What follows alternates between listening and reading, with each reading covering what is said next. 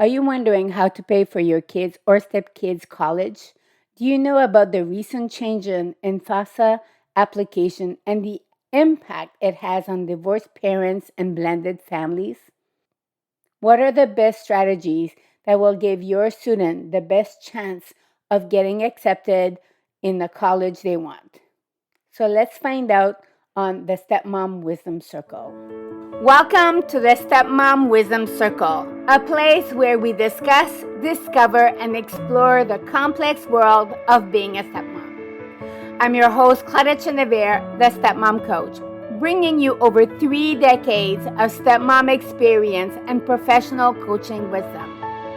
I'm the author of the Stepmom's Book of Boundaries, How and Where to Draw the Line for a Happier and Healthier Stepfamily, as well as the host, producer, and presenter of the annual Ultimate Stepfamily Summit. As a stepmom myself, I'm well versed in the unique joys and challenges this role brings. In this shared space, we'll tackle everything from setting healthy boundaries, managing conflict, to mastering conversation skills that foster the relationship you desire. Each episode is crafted to empower you on this journey, reminding you that you're not alone. Let's dive into the wisdom that comes with being a stepmom together. Welcome to the circle. Hi, and welcome to a new Stepmom Wisdom Circle episode. College is often a stressful time, not only for the students, but for the parents as well. There are so many steps to ensure that your child or stepchild gets into the college they want. It's no longer enough to have good grades. It's a process that is taking several years to get ready for. I had the opportunity to talk with Mindi Trimble, who is a college coach, and she shared some great tips to help you as a parent or step-parent get your young student to the college they want. So here's a little bit more about Mindi. Described as the bubble wrap of life and college coaching, Mindi Trimble encourages college-bound students to pop with fun, stress-relieving ideas for navigating their educational journeys using the majorly determined method inside her multi-year accepted academy program. She then makes sure that they don't pop under pressure by coaching them through carefully chosen coursework and self-directed experiences, all accumulating in personally failed application that get put into the yes pile. Besides increasing acceptance rate, working with Mindi has been known to yield college financial offers ranging from 5 to 30 times her students' investment in her program. When not singing her students' praise, Mindi's flexing her Phi Beta Kappa from UC Berkeley skills at trivia nights, hiking with her family and German Schiegel, or using her formal opera training to make up silly versions of soprano arias. So let's listen together. So, hi, Mindi. I am so excited to be talking with you about college and getting our kids and stepkids, getting them ready for college. So, how are you? I'm doing well. It is, we're getting towards the end of July, so my season is quickly heating up along with the weather. And so, yeah, I'm excited to be here and talk about all things college prep for stepmoms and families. Excellent. I'm looking forward to this. We may not be thinking about school and college, especially if the kids are not finished high school or they're still in school, but I think this is an important topic to address. But before we jump in, I would love for you to share a little bit about how you got started doing the work you're doing. Oh, I'd love to. So, I like to say that my journey to college coaching started with some really loose pantyhose. Now, I know that sounds crazy, loose pantyhose, but let me explain. So, I started grad school. I actually went back to college for a second bachelor's degree in classical voice. And as you know, as I entered that degree program, I was funding myself entirely at this point because I'd already done college round one. At that time, I started doing test prep coaching, so standardized test prep, SAT and ACT. And I loved it, and I loved developing relationships with students. And as I got towards the end of my degree, I was out there doing the whole audition hustle and facing a lot of rejection. But at the same time that I was having some wins in the singing world, I was having a lot of wins online with my students, seeing massive score improvements, and I had started to transition into college essay coaching. And I loved seeing students light up with possibility for their future. But what kind of broke me was one particular audition where the waistband of my pantyhose snapped while I'm singing a particularly difficult aria for a very well-known opera company. And, I'm feeling my pantyhose slide down, and I'm just like, this is a metaphor. That was how I was starting to feel about the whole hustle and grind. And I said, you know what? This is not making my heart sing at all. So what is making my heart sing is working with students. And that kind of was the beginning of my transition fully into college prep mentorship, not just college essays, but exploring curriculum planning and college list selection and the whole shebang. So that is it. So this is my new stage. I will say, Mindy, I've heard a lot of stories of how people got started. You are the only person I know who started thinking about this because her pantyhose were falling to her knees. Well, hey, one of the best parts about being an online coach, or I mean, even in person, I never ever have to wear pantyhose ever again. Hopefully that's just dying as a whole. But yes, so it's really great. And yeah, I just thought no more. Let's hold everybody up and support them well in whatever journey they're on. Yeah, without the hose. Support them without the hose. That's right. So I'd like to ask you, we're talking about college prep. We're talking, yes. And you share how you love preparing for SATs and doing the tests, which I think not that many people from my circle are that excited when it comes to this. And so I am so happy that you love this. Yes. So why would someone want to hire a coach or a college coach? Like, why would someone do that? Well, right now, I mean, I would be willing to make this argument of what I'm about to tell you. I think that this has always held true, but given that we're in the summer of 2023, I feel like the role of the college coach has become even more important since the pandemic, because with the rolling back of those standardized tests that I coached for so long, with the rolling back of making those a requirement, I mean, many colleges have stayed test optional, which means that if a student chooses to prepare for those exams, they can submit their scores, but more and more students are choosing either not to submit the scores because they don't like them when they take it, or they're choosing, hey, I don't want to spend my time and resources that way. I'd rather invest in my college prep development in other ways. And so because of that, it means that every single other aspect of the application is that much more important. So the college essay is more important. The rigor of the course selection in high school becomes more important. The other aspects of the application and how the student is spending their summers and really exploring their areas of interest and developing their character. And so I believe that college coach is important because that's not something that you can slap together in junior year, which we'll talk later about some misconceptions, but that's one of the most common is that, oh, college prep starts the third year of high school. Absolutely not. If you want to do college successfully and you want to get to college successfully, you've got to do high school differently than the way that a lot of step parents listening to this podcast may have been taught themselves. And so getting a college coach is going to help you navigate that with a lot more savvy strategy and ultimately cost savings. Yeah. Yeah. So how can it help the dynamic between, let's say, myself as a stepmom, my stepchild, and their other parent? Because getting ready for college or getting your kid and your stepchild ready for college can be a big headache. Right. Stressful, anxious. So how is it that it can help between myself or as a between a stepmom Hmm. or stepchild and the other parent.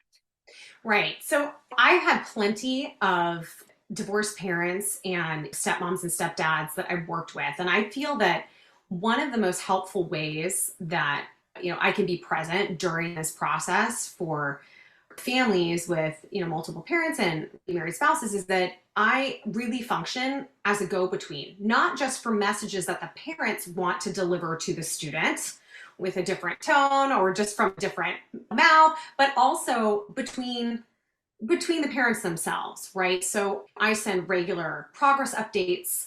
I make sure that I like separate billing if that's, an issue so that those parents are only having to show up in support of the student. I make sure that I am always addressing everyone and saying, hey, hello team, insert student name. If I have a student named Johnny, we're on team Johnny. I'm always reminding everybody where the focus is, and that's the student. I have never really ever had an issue with that. Now, I don't know a lot of times, obviously, what's going on behind the scenes, but I think that just being like an objective third party that wears three hats, right? I'm a project manager, so I'm making sure deadlines are getting met so that hopefully not a single parent needs to nag because I really get in there. I am very detail oriented.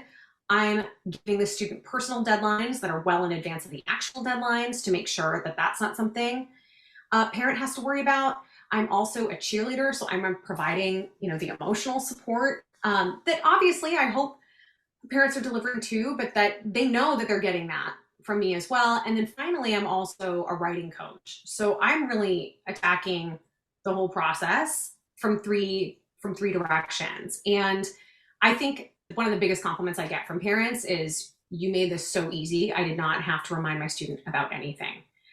And some parents are very involved and that's fine too. But for the parents who want to just say like I can't deal with this at all, I'm a set it and forget it. I'm like a crock pot of college coaching, I guess, in a way. So, And I love what you just shared in the fact that, a lot of parents get overwhelmed, especially with the process of getting their kid ready to go to college, getting them college bound.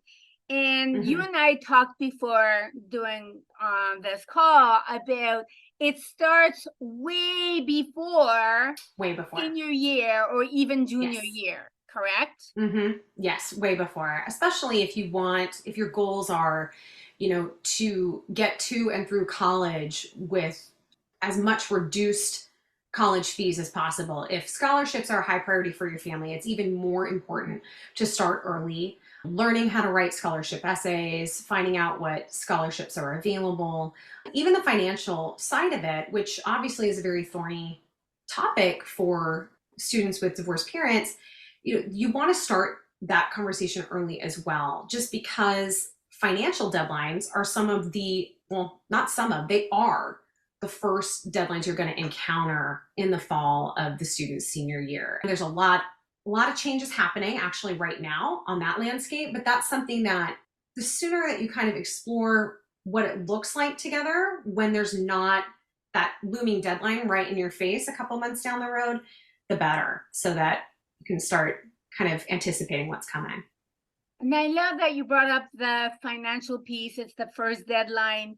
A lot of times in step families and in divorced Hmm. couples, is there's a lot of struggles or challenges or conflict when it comes to money. Hmm. Money is often one of the first conflict when you're a divorced parent or remarried couple and the money is tight and you're trying to figure out how am I going to send these kids to college, to university, and to have them not have debts that it's going to take several lifetime to get rid of because it Right. keeps growing bigger and bigger. Having you as the go-between, as you said, not only can you help them with the finance of figuring out where can they actually get the either scholarships or other ways of getting money so they can enter the college or at least Hmm. get in, but you're also a writing coach. Hmm. Tell me how important, because you also said you talked about essays. Tell me Hmm. how important is it for a student to be able to write in a way that it'll get them inside, at least inside one of the colleges of their choice?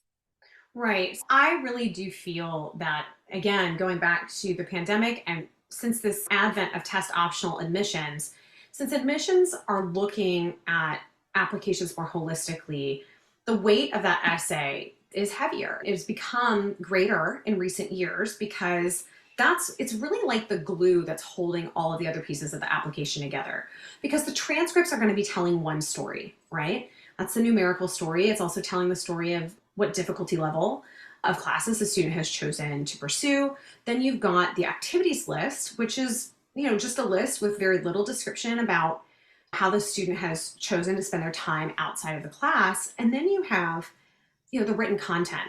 And so the written content, the responsibility of that written content is to shine a light on the parts of that student that those other pieces aren't telling, right? A lot of the students' character building stories or their experiences within a job in which they've had major insights and aha moments that demonstrate the critical thinking that they're going to be doing a whole lot more of in college is really critical. And so yes, the grammar needs to be really strong. It needs to be clean. The transitions need to flow. And admissions readers spend so little time on these applications, so little in comparison to what the students are spending, that they also need to make sure that essay is standing out as much as it can in terms of the topic and the construction and the craft. So I feel like another common misconception that people have, and actually, somebody just was telling me this was on an episode of, I think, Real Housewives of Orange County.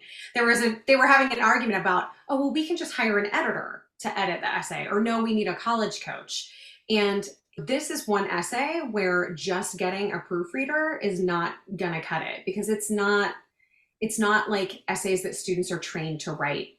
Students don't know how to do memoir style, creative nonfiction, personal writing. And so that is really a critical piece. And the very last thing I'll say on that is that with this recent decision from the Supreme Court about affirmative action, the decision context itself stated, while colleges will no longer be able to use these certain factors of identity in making admissions decisions, they can still be taken into consideration if a student puts that content into the essay. So now the essay weighs even more than it did just last month. So probably even before I think when we talked, I think that happened in the time that we last spoke. So Wow. yeah. Yeah. Yeah, a lot of times, like, people are not focusing so much on the written aspect, like the essay, but Right. more on, I gotta prepare for the SAT, I gotta get high scores, and I gotta get all these activities in so that they see, like, doing volunteer and community work. Right. But we rarely have conversations about the importance of essays. Right. And as you said, it changed over time. And so having someone who understands what it actually means to really score high, or at least be considered for where you want to go, or for Right. your child, your stepchild, to go to college is key. I know you talked about some of the common misconceptions. Mm-hmm. Do you have a few other myths that maybe we have about having a college coach that we haven't considered or thought about? Sure. So, yeah, we touched on the fact that college prep starts the third year. That is a myth. It really needs to start sooner. I mean, I ideally would love to be meeting students in either the summer going into ninth grade or going into 10th grade. The prep is not heavy then, but it's really kind of putting the right types of questions and reflective points in place to make sure that they're starting to do high school more intentionally because, as you said, and here's another myth, oh, if I just make myself look well-rounded and I get the highest grades I can and I join as many activities as I can, then that's what's going to get me into college. Well, here we are in 2023. We all know as adults that doing it all is a recipe for burnout. And so when admissions see that kind of pattern or activity on the student's application, they're worried about their longevity and their sustainability through college. So it's not even attractive anymore. What's attractive is students who say, look, here are the ways in which I was trying to intentionally figure out what it is I love to do. This is how I chose to spend my time intentionally. And here are maybe some really cool things and really unique and interesting things I decided to do that not a lot of other high school students do. It doesn't mean they have to start a nonprofit or a company, but it means that students are electing to kind of stop going on the hamster wheel of I need to be the well-rounded student and really starting to reflect and think about what is it that I'm interested in and how can I learn a little bit more about that now within the scope of my access to available resources. So those are two common myths. And I would say the third one that some people think about is like, well, oh, I can't possibly be investing those resources there because I've got to save the money for college. But I think what people don't realize is the sooner that you start working with a college coach, the closer you are to generating essay content for available scholarships, the more time you're buying yourself to not only pay off whatever you've invested in the coaching relationship, but bank it toward college. And the more scholarships that a student starts to accrue, the more their self-confidence builds, and the more that other organizations are willing to also invest in the student because they've already been vetted and they've already been chosen by other organizations. So it kind of becomes a snowball effect. And a lot of people don't realize that this is a coaching relationship in which the potential return on the investment is unlike any other kind of personal development coaching out there. Yeah, that makes sense. And I want to touch something you mentioned because it's a topic we've talked about from last year's summit and we heard a lot about is mental health, right? And I love that colleges are looking especially to make sure that their students are not going to be burnt out. Right. They're going to stay healthy.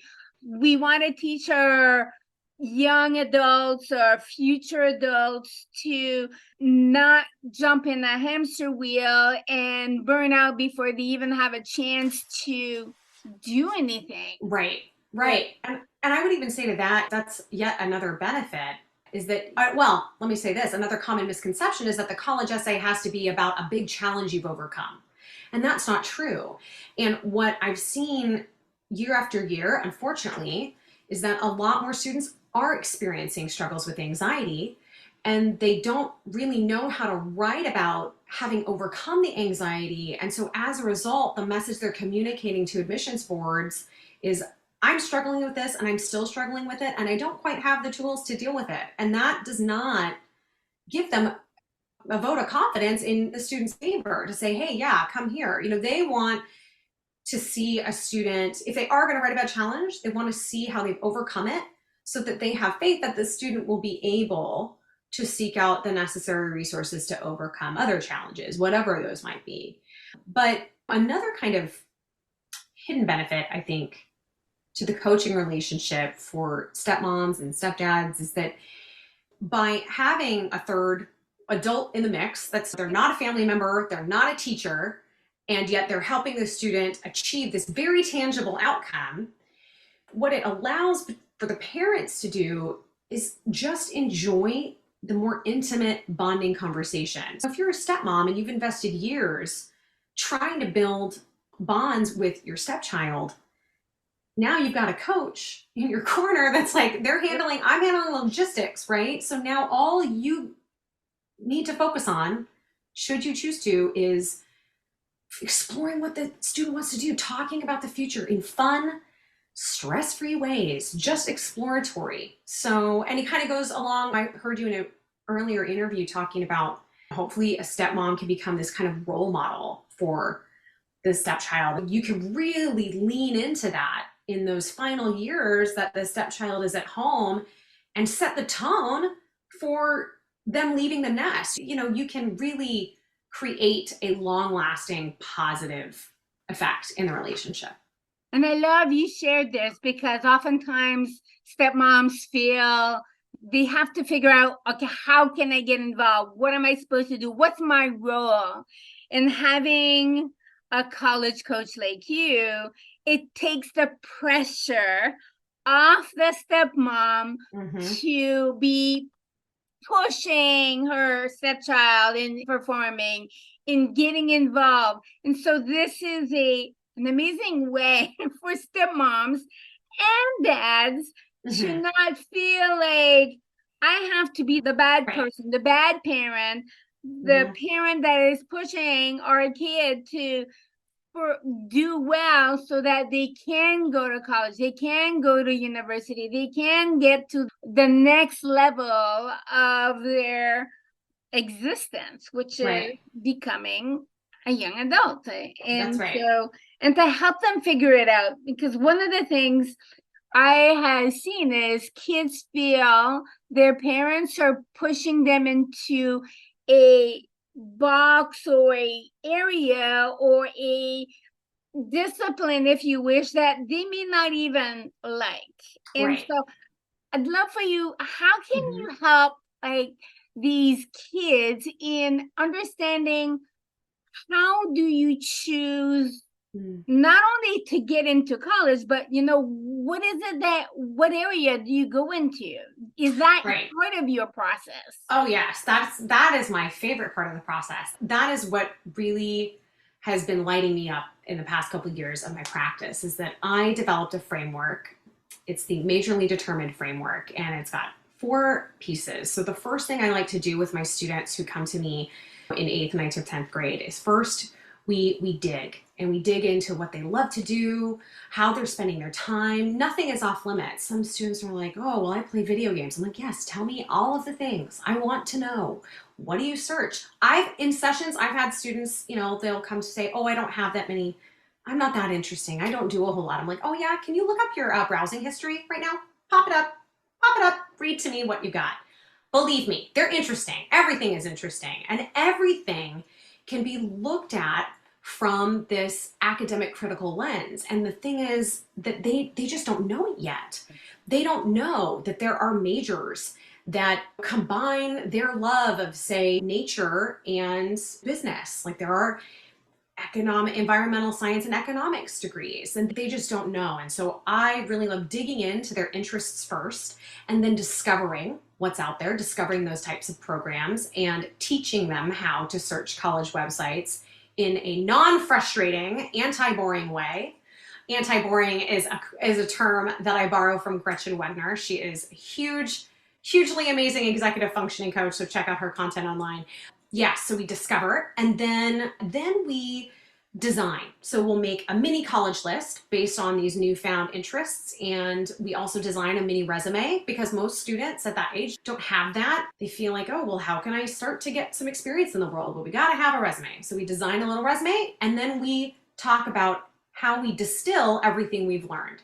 And that's when I walk through students how to ask for informational interviews and how to ask for job shadowing opportunities, because those are often zero cost or potentially money earning ways for students to narrow down the field of what it is they like and don't like. Sometimes it's easier to talk to students about, like, well, let's just narrow it down. Let's cross things off your list instead of thinking about, what do I want to do in the world? Let's find out what you don't want to do. And that way it'll help us rethink where to take our next step forward. Awesome. I love that. Like, helping kids think outside of the box, that there's not just this type of program. I personally took a multidisciplinary course where I got to create my own program, which was amazing as an adult student. Oh, an adult student. Okay. But I found it fascinating to think of college from a out of the box experience, right? So I'd like to ask you, how is college coaching different for Mhm. families with step kids, for parents? Right. So, well, the first thing that I want to speak to is and I'm not a financial expert, but one of the ways that it's really going to change this year in particular, and I encourage you to go look up more information on this, is that the FAFSA, which is the application for federal student aid that everyone fills out if you're looking for student aid, many changes are happening this year. The FAFSA used to be 108 questions. It's now 36 questions. That was due to an act that was passed in Congress. So needed to simplify it for everyone in America to apply easily. There's some negative and positive changes happening, but one of the thorniest for your audience specifically is that when parents are divorced and they have a child attending college, the custodial parent is the parent that submits the FAFSA. But now what's going to be changing is that the student aid index, or the amount that they're calculating that the student would be able to invest in college, is going to be based on the parent who's providing the most financial support. So that is kind of a blow to Yeah. some of my divorced parents this year. However, I think that one of the other benefits that could really be a game changer, or yeah, one of the benefits of this that could be a game changer for divorced families, is that the 529, that's the college investment account, grandparents who have 529 accounts, it used to be that if they made a distribution on behalf of their grandchild, it was counted as income, but it will no longer be counted as income. So that could be a really, really nice potential benefit for divorced families and kind of figuring out the financial puzzle pieces. But other than that, I think that in terms of working with me, it doesn't change a whole lot. There's not that much different on my end and in terms of what goes into the student's creative process in terms of outcome. Yeah, and I like that you mentioned about FAFSA and the rules changing, and sometimes that then in itself can be complicated. So, are you in a position to help people understand how do you fill this out? What are some of the Yes. questions? Yeah. Because that can So be hard. yeah, I absolutely can provide some help in terms of interpreting what it says. And I am the person that is going to be alerting parents well before it comes out, right? That was the document that I mentioned. You can start submitting it October 1st, but this year, because of the changes, it's going to open December 1st. So this new FAFSA, people aren't even going to be able to see it until then. And so it's kind of a shortened window in terms of time that they can fill it out and submit it. It's really all about kind of setting personal deadlines earlier. So I think for step parents, probably the way that I am the most useful to the parents themselves is as another adult voice communicating some things that they're trying to get through to their kids, as well as being that project manager and saying, hey, we've got this deadline coming and I'm going to keep reminding you. And I'm holding parents as Yeah. accountable to these deadlines as I am the students. So yeah. Yeah, because I mean, if the parents aren't doing their part, I mean, if the kids are doing what they need to do, but Right. the parents are dragging their feet, Right. or they're saying, well, I have to talk to their other parent, Right. and they're having a hard time talking with each other on Right. normal circumstances. So when we're talking Mm, about college and money, right. and that yes. So sometimes the best way is to have a middle person, a go Yep. between, another adult that understands the process and can soften the conversation between the two parents. Yeah.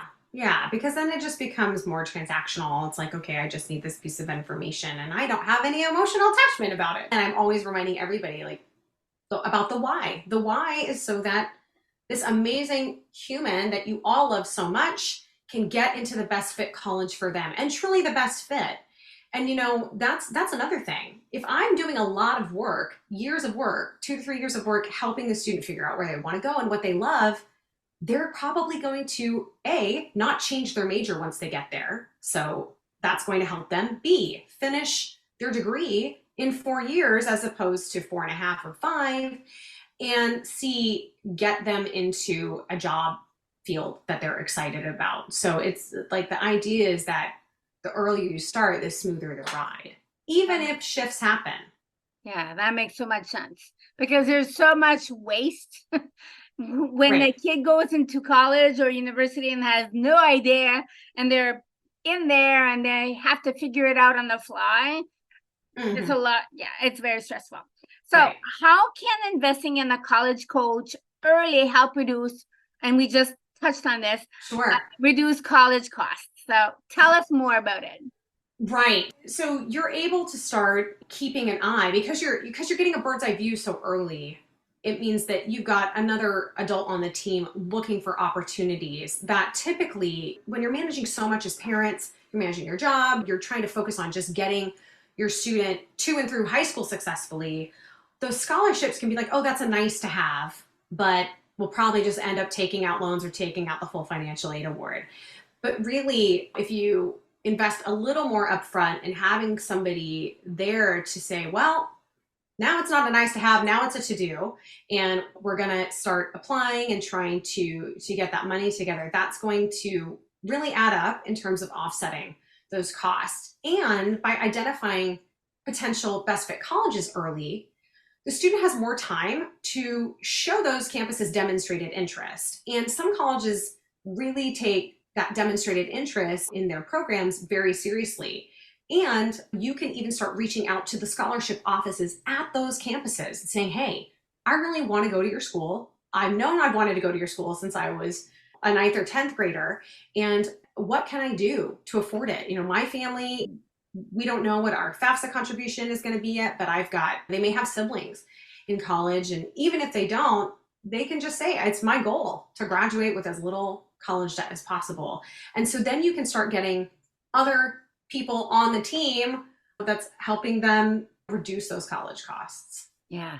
Yeah, I think it's so important because some people will not go to college, or some kids will not go to college for fear, well, my parents can't afford it. Because kids will take on responsibility that are not theirs, right? Right. Well, Right. I'm not going to do this because my parents can't afford it, Mm-hmm. or I don't want to have debt for the rest of my life, or Sure. I don't want to bother them with my challenges. I don't know where to start, which is Right. often a lot of times where people hesitate to do anything is they have no idea where to start. Right? Sure. Sure. And I think too that again, like I really don't want to discount the fact that the student with a clearer direction and a clearer kind of sense of their purpose and their why, the less likely they're going to be experiencing that kind of fear of missing out when they get to campus, Yeah. because they've done a lot of the research prior to getting there, so that they feel like they have the flexibility to explore without the panic of, oh, maybe I should be doing this or maybe I should be doing this. I'm assuming that most people listening are going to remember, your late teens and early 20s it's going to be enough of a transitional time that let's make sure that some of that stuff is done and dusted. And even just the practice of, staying accountable to somebody else is good on the job training. So all of those things are ultimately reducing time, money, and energy invested in the long run. Yeah, absolutely. So, Mindi, Yes. how can people reach out to work with you? Yes. So Where can we go? yeah, so you're going to want to go to my website, mindytrimble.com/podcast. And that is my kind of little collection of links for you. So there's a special offer in there for those of you who listen to the podcast. You can check that out. You can also jump on my mailing list there and first of all, get your college planning timeline so that you can kind of get a lay of the land and all of my recommended actions and kind of tips well in advance. You can download that at any point in the journey and kind of check it out. And yeah, and just upcoming events and webinars. Yeah, definitely. And I know there's an event. I would like for us to talk a little bit about your event. It's not for a bit, but let's talk about it now so that people can put it in their calendars. Yes, absolutely. So on September 30th, I have an online Zoom talk called Get Majorly Determined. So I'm going to be going into more depth about the framework I discussed earlier, as well as the whys and the research behind it, and what you can do now to really make sure that your student can stand out and do high school differently and get to and through college successfully. And it is a partial fundraiser for Opulent Mobility, which is an organization dedicated to kind of the intersection of art and accessibility for people with disabilities, as well as an organization very near and dear to my heart. I'm on the board of an organization called I Am Aria, which is dedicated to teen mental health and wellness. And so, yeah, I mean, in my line of work, it's really important that that stays number one at all times. And so I'm really excited to get a huge audience. And by registering, you'll get a replay. So, yeah, you can sign up for that event also under minditrimble.com/podcast. Well, thank you so much, Mindy. I mean, I don't have young kids going to college, but I have plenty of grandkids that Oh, are yeah. getting ready to go to college in the coming years. And definitely, I want them to have all the opportunities because the cost of college isn't going to go down. We Right. know this, but there are ways that having you help Mm-hmm. and support the parent, the step parents, and the kids can make it affordable, make it a wonderful experience for everyone involved. Oh, So absolutely.